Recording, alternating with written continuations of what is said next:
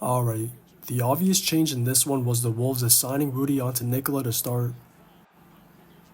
I don't remember the last time they did that, and he had some moments, but it wasn't as effective as their original defensive game plan with him as the help. Once they reverted back to that from the second onward, those were their best possessions at slowing Nikola down, and more than that, just having three bigs to alternate onto him is their biggest advantage. If Carl's in foul trouble, or is on the bench, they've got Nas, so there's always a fresh body, and it requires Nikola to either rush his play or expend a lot of energy attacking him in alternation.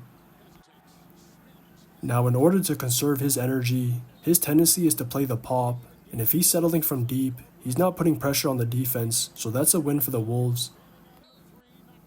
But it's not just their personnel against Nikola, and it's basically the same situation for Maul. They assigned Ant as the primary defender, then would switch to Jaden, and even have Nikhil off the bench, so he's seeing at least 3 defenders throughout the night. But despite the Nugs' big two having an awful first half, they still led, and in the second half, they still did enough to win offensively. It just came down to a couple costly turnovers down the wire, and the even bigger issue was their defense. It was a theme the entire Lakers series, but a lot of this one was just the Wolves' shot making, and it started with Ant. It's obvious his confidence is at an all-time high after sweeping the Buns, and he fried the Nugs for letting him play ones against KCP or whoever. But when the Nugs did show to, he still made the right pass, and the Wolves' others just couldn't convert until the third started.